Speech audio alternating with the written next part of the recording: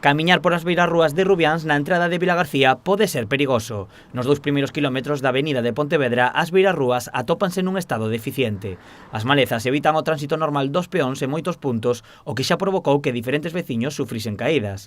A última tivo lugar hai uns días cando unha veciña esvarou por culpa dunhas silveiras, o que lle provocou diferentes feridas importantes na cara e a rotura dun brazo. Debido a isto que se ve aquí, a estas silvas que chegan ao medio da carretera, colleu o pé e enzarzouse nelas e que o suelo, debido á caída, pois rompeu o dedo miñique da man izquierda, ten os dedos negros completamente amortados como isto, ten a man dereita todo con feridas, e ten o tabique nasal dañado, ou sea, ten desvía.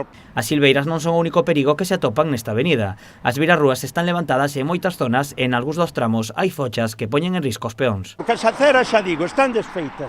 Daqui do Chino para baixo están desfeitas. Ali hai unha arqueta, que se que depois acercámonos, aí abaixo, frente aos chinos mismo.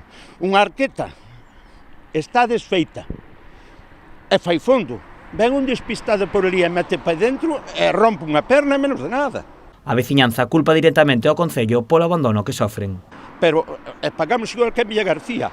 E eu ir a Villagarcía ver desfeita por todos os lados con tanta obra que a nós nos teña abandonados, é que isto parece tercermundista. Piden ao goberno local que non agarde a que pase algo para actuar. Pasa a xente cun carro, teñen que salir á carretera, estarán esperando a que haxa unha desgracia, que hubo a pique da vela, que collan unha persona, un coche, por ter que baixar a carretera, entón seguramente que en ese momento van a vir arriba. A veciñanza estás organizando para acudir en conxunto ao Concello e intentar que as illas fagan máis caso. Pero polo de agora, mentres non se arranxen os problemas, quen queira pasar a pé por esta rúa, que teña moito coidado.